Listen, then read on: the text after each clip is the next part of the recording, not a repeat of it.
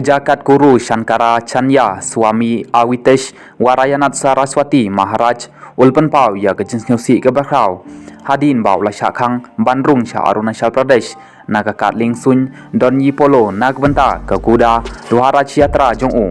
Une unang ilam bekenja mensim Ulakren hakilat patai kubor halor ke ne ke jingjia ke Bapan Pau ya ke jing simkia Jong U ban pendek pensa ya ke masih bat ke jing kwa Jong U ban ye kren bat kipat ba ke Arunachal Pradesh Hagetai ke video Swami Ulong ladang arung Sha Arunachal Pradesh pin le ayu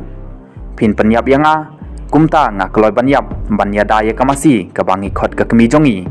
Ulong balada ushakim haga jaka Jong U kan pensniu ya ke nam jong ke Arunachal Pradesh ka jela ke ba ungit ba ka yarap ya ke jingkiu jong ke jing pau nam jong ke India ngam kwa ba ka Arunachal Pradesh kan don ke kerteng ke pasniu Ulong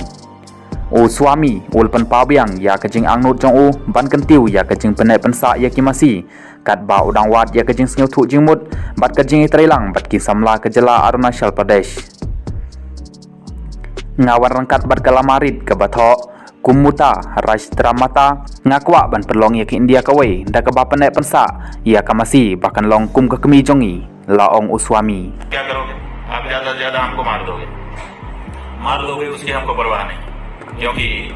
गाय के लिए मर जाना हमारे लिए अच्छा है पुण्य होता है हमारे यहाँ हमारी जो अपनी संस्कृति है धर्म है हमारा उसमें और दूसरे अगर पुलिस मारने तो नहीं देगी तो अरेस्ट कर लेगी फिर जमानत हो करके छूट जाएंगे पूरे देश में अरुणाचल प्रदेश का नाम एक बार खड़ा हो जाएगा शंकराचार्य को वहां मारा गया पीटा गया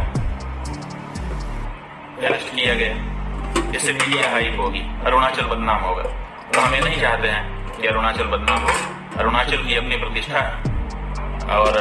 यहीं से हमारे भाग्य का सूर्य हमारे देश का सूर्य प्रतिदिन उदित होता है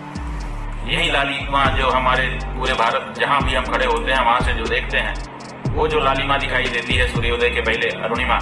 वो यहीं से उदित होती है तो ऐसे हमारे प्रदेश के प्रति लोग